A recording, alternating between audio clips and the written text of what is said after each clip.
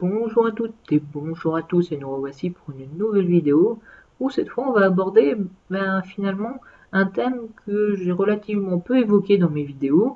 En tout cas je les ai parcourus récemment et j'ai vu que j'en avais fait qu'une seule sur le sujet, c'était l'intégrité référentielle si je me souviens bien. De quoi je veux parler? Je veux évidemment parler du SQL et des bases de données.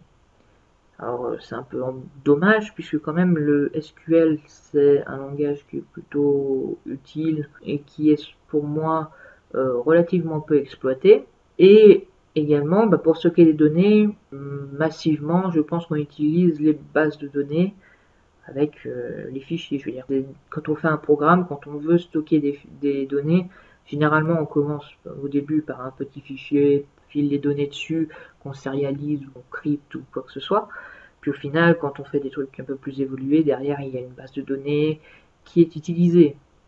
Donc c'est vraiment que derrière il y a un enjeu de maîtriser les bases de données. Ce n'est pas un petit truc à négliger. Moi, ce que je me suis dit, il va falloir que je refasse une vidéo sur le sujet, mais de quoi est-ce que je vais pouvoir leur parler, hein, parce que moi, vous apprendre à faire des pauvres requêtes select, voilà. Hein, je pense que ça ne vous apportera pas grand-chose. Du coup, je me suis dit, pourquoi pas parler des ce que l'on appelle déclencheurs en français, ou alors trigger en anglais. Un trigger, qu'est-ce que c'est? Un trigger, ça va nous permettre de pouvoir stocker des requêtes dans notre SGBD et de pouvoir les exécuter lorsqu'on fait une requête précise sur une table précise. Par exemple, je vais vouloir que quand je vais rajouter un produit dans ma table produit, automatiquement ça va appeler une requête qui va faire par exemple l'incrémentation d'un compteur. C'est d'ailleurs l'exemple que je vous proposais d'implémenter dans ce tutoriel. Donc imaginez que moi je suis un grand distributeur du style Carrefour, Auchan, Leclerc, ce que vous voulez. Et donc je vais me faire une petite table produit qui contient 3 colonnes. Évidemment la vraie table ne contiendra pas 3 colonnes. Je doute que Leclerc, Carrefour utilisent 3 colonnes pour stocker leurs produits, mais bon, évidemment vous comprendrez que c'est pour l'exemple. Écoutez, je ne pense pas non plus qu'ils utilisent MySQL, ils doivent utiliser des trucs un peu plus évolués comme Oracle ou SQL Server. On verra. Enfin, on verra. Donc en tout cas, pour le moment, donc, je me crée une bête table produit qui va contenir un ID, le nom d'un produit et son stock. Et le stock, il faut bien comprendre que je vais en avoir énormément parce que je pense que les grandes surfaces doivent avoir beaucoup de références produits. Je pense que les 20 000 par jour, ça doit bien y être. Ou même 50 000, on peut y aller. Sachant qu'il va à peu près y avoir, je sais pas moi, 200 000 visites. J'ai des chiffres totalement au hasard, mais c'est pas grave. Et ben ça va me faire beaucoup de requêtes tout ça. Et donc le but, ça va être un petit peu d'optimiser. Donc j'ai le choix. Soit je laisse comme ça, je fais mes produits et à chaque fois quand je vais vouloir afficher dans mon référent, dans, je sais pas, mon logiciel BI ou alors tout simplement sur le site internet, genre Carrefour, etc. Je vais vouloir afficher le nombre d'articles actuellement disponibles à l'achat. Et ben, je vais laisser mes produits comme ça et je vais faire tout simplement un select sum un select count et de étoiles sur ma table produit. Là, c'est très bien, mais en fait, dans ce cas-là, en fait, qu'est-ce qui va se passer? Il va alors parcourir tous les objets et incrémenter un compteur à chaque fois, et il va me le retourner. Donc malgré tout, il va parcourir les tables, etc. C'est long, il fait des calculs. Bref, vous l'avez compris, c'est pas rapide, ça fait travailler notre moteur SQL. Il est déjà suffisamment utilisé. On ne va pas enfoncer le couteau dans la plaie. Et l'idée, plutôt que de faire ça, ce que l'on va faire, c'est créer une autre table qui va nous permettre de stocker un compteur, tout bêtement. Donc je vais mettre compteur, et là encore je vais mettre 3 champs qui iront bien. Donc compteur ID. Donc vous notez que je préfixe en fait mes noms de champs. C'est une habitude que j'ai pour en fait quand je fais des jointures, par exemple ici si j'aurais mis ID et dans le produit j'aurais mis ID, si je faisais des jointures entre compteur et produit, j'aurais eu un conflit du nom entre les différentes colonnes. Du coup, en fait, moi j'ai pris l'habitude de les préfixer, comme ça je n'aurai pas de soucis quand je fais je vais y arriver, mes jointures. Et donc voilà, c'est une petite habitude que j'ai pris pour éviter que je les renomme à la main à chaque fois que je fais des jointures, parce que c'est tout simplement embêtant. Après, libre à vous de faire comme vous voulez. Donc voilà, donc là j'ai mon architecture, elle est mignonne. Je vais même insérer dans mon compteur, je vais mettre le compteur que je vais appeler nombre d'articles. Et évidemment, j'ai combien d'articles actuellement en stock? J'en ai 0. Donc là, j'ai deux moyens de procéder. La première, j'ai une administration en PHP sur mon site web ou voilà, un logiciel de gestion de produits et qui vont remplir ma base. Et par exemple, à chaque fois que je vais faire un insert, je vais également faire un update de compteur et je vais rajouter un au champ correspondant. Ça marche, mais ça ne s'appliquera que si je passe par le logiciel ou bien par l'administration. Le problème, c'est que parfois, je vais passer par tout simplement phpMyAdmin. J'arrive et puis je fais même des simples requêtes SQL et je vais supprimer des champs. Et là, je ne vais pas passer par l'administration, etc. Donc techniquement, en fait, je ne vais pas décrémenter mon champ, mon compteur. Je ne vais pas forcément y penser. De même, tout simplement, le système plante, c'est embêtant. Et ça ne plante pas de partout. En fait, c'est la table produit qui est impactée. Il y a un problème à cause d'une mauvaise rentrée, etc. Ça a corrompu le fichier qui est derrière. Enfin bref, on a eu des grands problèmes. On remet la sauvegarde de produit. Donc produit, il marche nickel, il est de nouveau rempli, mais à une date antérieure qui ne correspond pas forcément au compteur. Et du coup, le compteur n'est plus forcément à jour. Voilà qui est embêtant. Donc ce que l'on va faire plutôt, et ce que je vous propose de faire dans cette vidéo, c'est que vous l'aurez compris, on va utiliser des triggers. Globalement, on va faire que dès qu'on va faire un insert sur la table produit, automatiquement, peu importe la provenance, dès qu'on va faire un insert dans la table produit, on va lancer une procédure qui va nous permettre, enfin non, faut pas que j'utilise procédure, après ça va faire procédure stockée. On va lancer une requête qui va nous permettre d'incrémenter tout simplement notre compteur. Donc moi je vais aller dans SQL et ici je vire ça et je vais faire un create trigger. Ici on va lui donner un nom. Donc moi je vais lui dire compteur produit new. Ensuite il va falloir me dire quand est-ce que je vais lancer l'événement. Est-ce que je le fais avant que la requête soit exécutée ou est-ce que je le fais après que la requête soit exécutée? Donc pour moi je vais le faire après. Comme ça je vérifie avant que elle s'est bien passée, etc. Et ensuite il va falloir dire quel type de requête écouter pour lancer mes requêtes. Donc en l'occurrence moi ce que je vais faire c'est que je vais écouter le insert. Donc là actuellement je dis que je vais créer un trigger qui s'appelle compteur produit new et je vais le faire lorsque je vais faire un insert. Et comment est-ce que je vais faire ça? Je vais faire d'abord le insert et ensuite seulement, grâce à l'after que j'ai mis là, l'autre possibilité est évidemment before. Alors, en mettant after, la requête va se faire après que mon insertion a été faite. Donc là, c'est mignon, mais je ne vais pas préciser la table sur laquelle je veux écouter cette requête. Donc je vais dire on produit. Ensuite, on va lui dire for each line, each row plutôt, pour chaque ligne. Et ici, je vais tout simplement mettre la requête que je souhaite exécuter.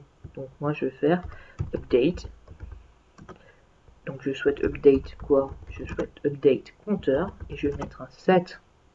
Donc compteur value égale compteur value plus 1 where compteur name égale nombre d'articles.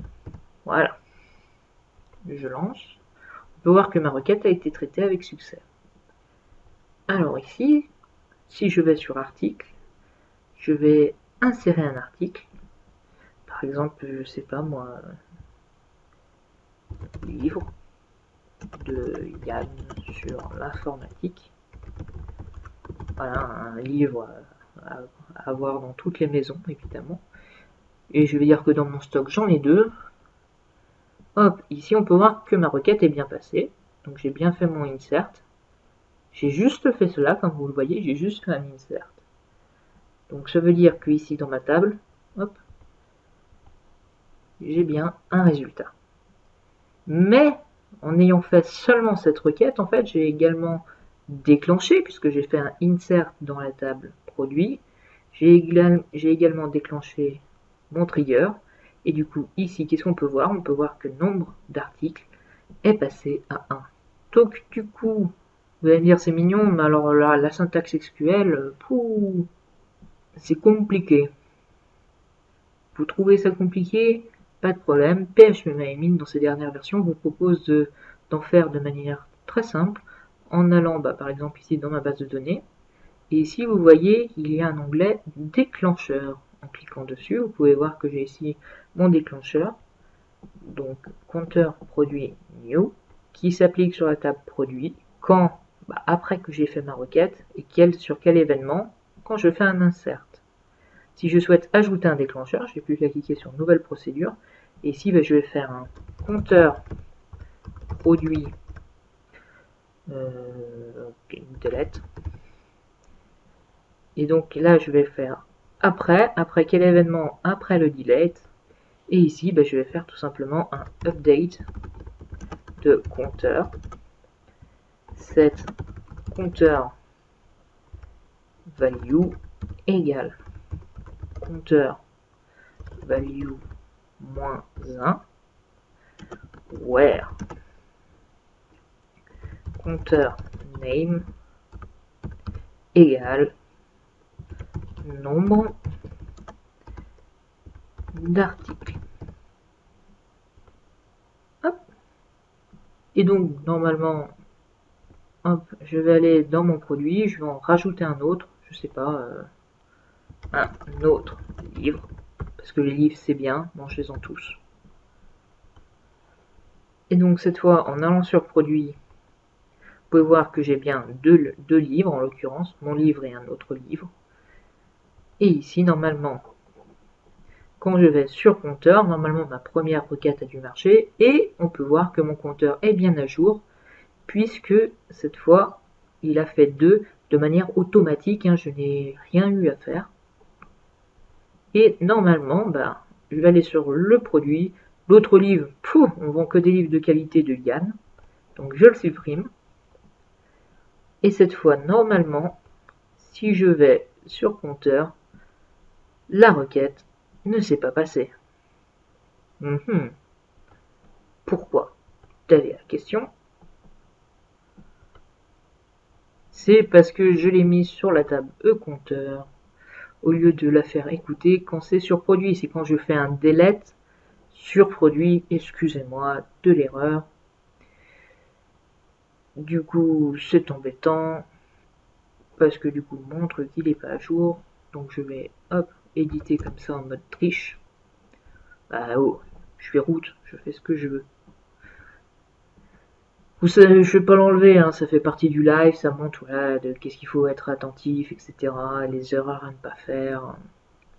Donc j'ai dit ici dans produit, je vais mettre un nouveau produit. Donc un produit qui va s'appeler un autre livre avec un stock ridicule de 1. Voilà. Donc là, normalement, on peut voir que j'ai bien 2 produits. Donc normalement sur compteur, j'en ai 2. Jusque là, ça marche bien. Je vais sur produit, je délète un autre article. Je viens de le déléter. Oui, déléter, c'est un néologisme. Et on peut voir que la valeur a bien été décrémentée de 1. Donc voilà, vous avez pu voir que au final, les triggers sont plutôt simples à utiliser, peuvent être plutôt pratiques, puisque au lieu de me faire 2 requêtes, un select et un update, en fait j'ai stocké mon update dans la base de données, et peu importe l'origine de la requête, du moment que l'événement est levé, donc un insert ou un delete, automatiquement il va lancer la requête qui a été stockée. Donc jusqu'à maintenant c'était très bien, mais on n'a lancé qu'une seule requête dans notre trigger. Hein, si vous vous souvenez, on a fait un for each row, et après on a lancé notre requête. C'est très bien, mais si je souhaite faire des trucs un peu plus évolués que ça en fait, comment ça va se passer? Je pourrais recréer un trigger, tout simplement, et changer le nom. Mais il y a quand même une méthode beaucoup plus simple de le faire, c'est que les triggers en fait proposent la possibilité de faire plusieurs requêtes durant cet événement.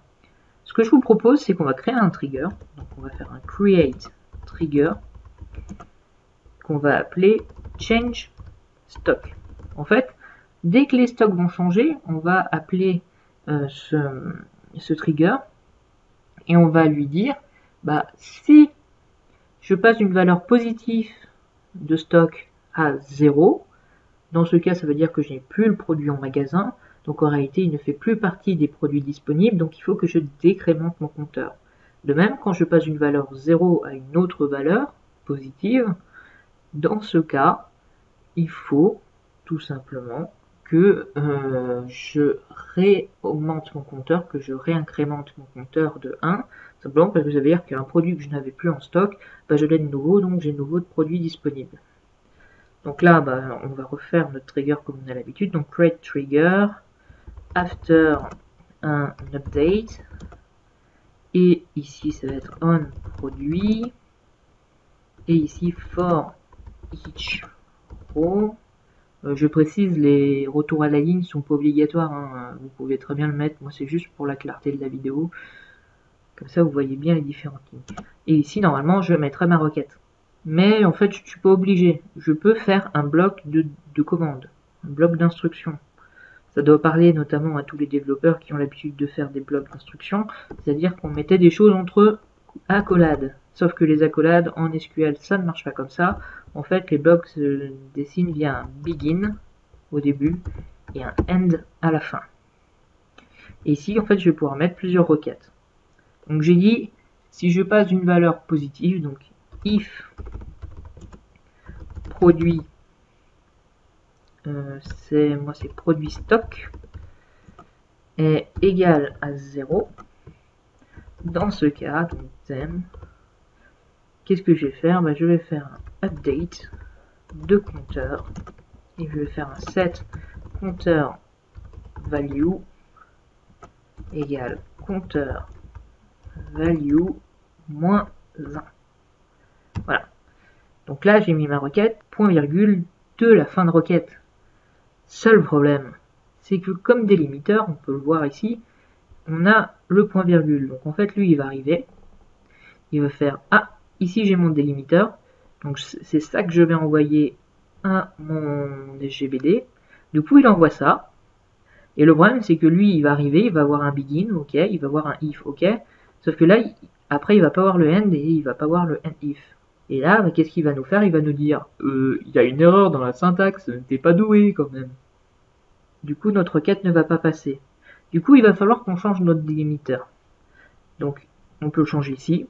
Sauf que moi, je vais vous l'apprendre quand même, histoire que vous soyez un peu plus cultivé, que vous voyez des choses que l'on ne voit pas forcément. Il suffit en fait de mettre ici délimiteur et ici de mettre votre délimiteur. C'est tout con en fait. Hein. Donc moi, je vais mettre un double slash. Et donc, je veux que ma requête, elle s'arrête quand? Elle s'arrête ici. Donc ici, je mets le délimiteur. Je dis que ma requête, c'est ça. Et donc, que ça, ce n'est pas la fin de ma requête. Ma requête, elle s'arrête lorsque tu vois un double slash. Donc ici.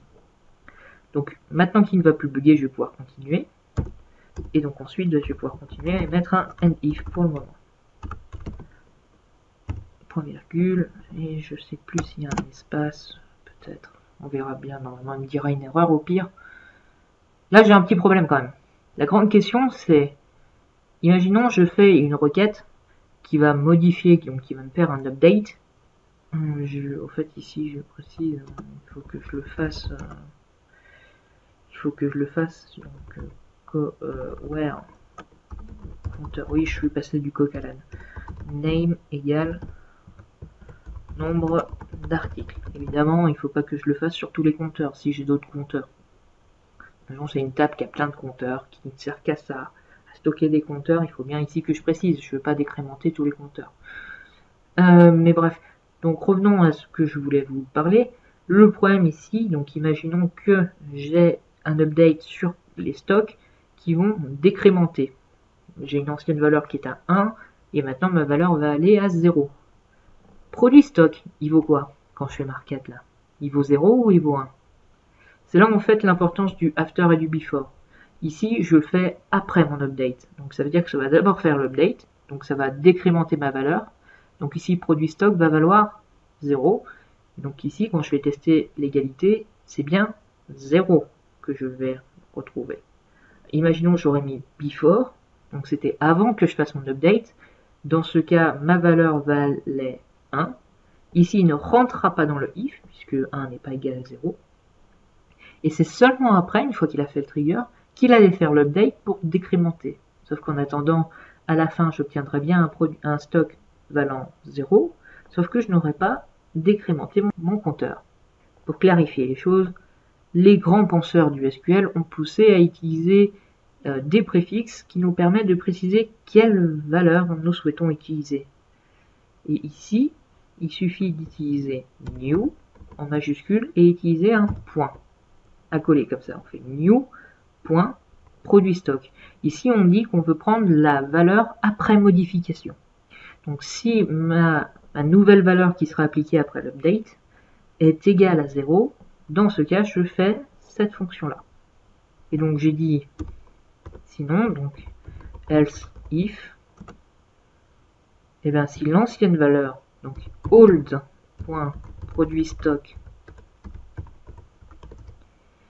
est égale à 0 et que la nouvelle valeur de produit stock est différente de 0, alors, et bien cette fois, je vais recopier cette ligne. Sauf qu'ici, ce n'est plus moins 1, c'est juste que je viens de passer d'une ancienne valeur où elle était à 0 à une autre valeur de stock qui est différente de 0. Je pars du principe qu'on n'a pas de stock négatif. Je pose cette condition-là. Et bien dans ce cas, ça veut dire que j'ai un stock positif. Et dans ce cas, ça veut dire que j'ai des produits disponibles. Ça veut en fait, oui, je suis parti comme ça, mais vous connaissez les... Oui, je réagis seulement maintenant, je suis désolé, c'est parce que... vous connaissez les conditions SQL, hein, c'est tout con, en fait, vous faites un if, votre condition, them, ici vous faites votre requête. Si vous en avez plusieurs, c'est très simple, vous faites un begin et un end, hein, tout simplement. Ici vous faites un else if si vous voulez, et après à la fin vous êtes obligé de faire un end if avec un point virgule f. Si vous ne l'avez jamais vu, voilà. Juste comme ça, je viens de changer le délimiteur, donc je vais remettre à la fin quand même mon délimiteur point virgule, parce que l'on l'aime bien, c'est celui avec lequel on a l'habitude de travailler. Et donc, j'exécute. Donc là, on peut voir que ma requête, elle est bien passée. Et donc, retournons à notre base. Ici, j'ai un produit en stock.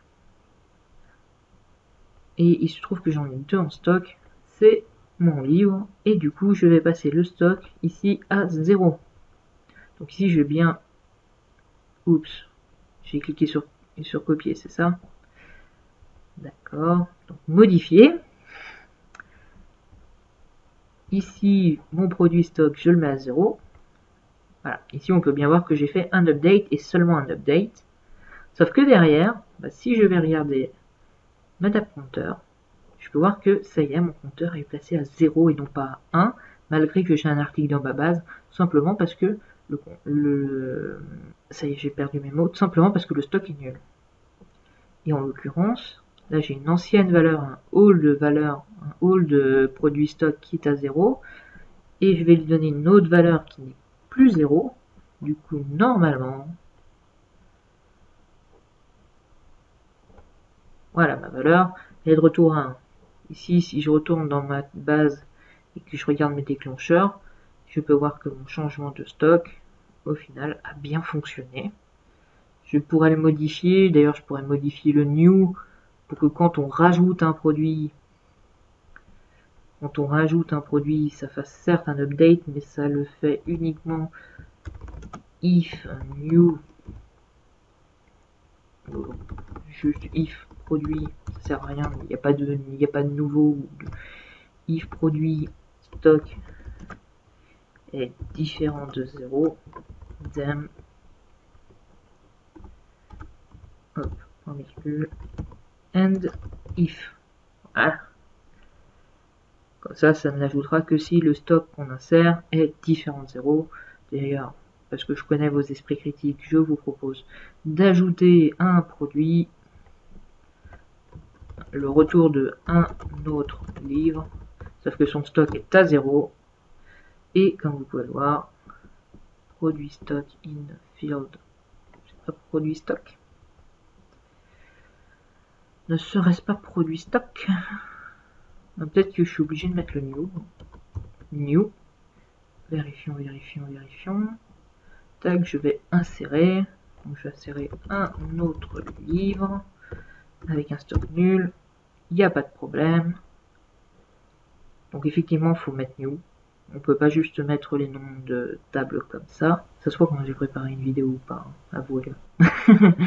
Mais c'est pas grave, hein, c'est pas grave. Je veux dire, c'est bon, j'ai fait une ou deux erreurs. Vous m'en voudrez pas trop. Qu'est-ce que je voulais voir du coup? Ah oui, bah, je viens de rajouter un produit. Est-ce que mon compteur est à 1? Voilà, on peut voir que mon compteur, bien que j'ai fait un insert, n'a pas incrémenté tout simplement parce que la condition n'est pas remplie. Le stock était nul, du coup ça ne l'a pas ajouté. Donc voilà, je pense qu'on a assez vu pour tout ce qui est trigger et compagnie. Donc vous avez vu que ça vous permet en fait de stocker des requêtes qui vont pouvoir être lancées lorsque l'on fait quelques événements comme un insert, comme un update, comme un delete. Et ça peut être très utile notamment pour des suppressions en cascade ou des trucs comme ça. Après, si vous voulez, pour tout ce qui est suppression en cascade, etc., normalement, si vous avez respecté et que vous avez bien fait vos relations, donc que vous avez bien respecté l'intégrité référentielle, normalement, je répète, si vous l'avez configuré comme tel, hein, évidemment, si vous faites un on-delete cascade, ça devrait supprimer en cascade de manière automatique, sans passer par des triggers. Mais un trigger peut être un moyen de faire autrement, sans forcément faire de relation. Donc si vous vous souvenez pas, je vous invite à voir ma vidéo sur l'intégrité référentielle. Et enfin, un dernier petit point que je souhaite évoquer sur les triggers quand même. Ici, j'ai produit. Tous mes triggers sont sur produit en fait. Si je supprime produit, voilà, je viens de supprimer produit, ça va automatiquement supprimer mes déclencheurs. Vous voulez supprimer un déclencheur, vous faites un drop trigger également et vous mettez ici le nom que vous voulez. Donc moi c'était par exemple change stock. Là j'aurais supprimé mon trigger stock. Voilà, c'était les derniers points à voir sur les triggers. Je pense que maintenant vous savez à peu près tout.